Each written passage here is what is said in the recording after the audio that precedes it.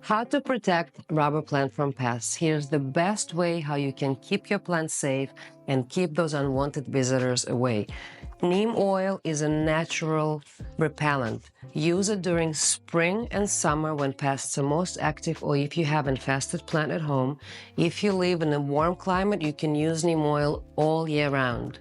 Once every 2 weeks, lightly spray your plant, spray its leaves, top and under.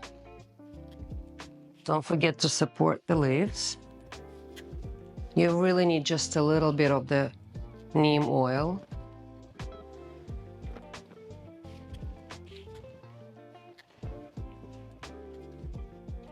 After you're done spraying leaves, spray the plant stem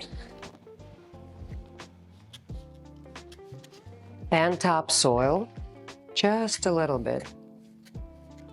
When you're done treating your plant, don't forget to clean the pot and the surface around it to remove any oil residue. If you have any more questions about how to keep your plant safe from pests, let me know in the comments below.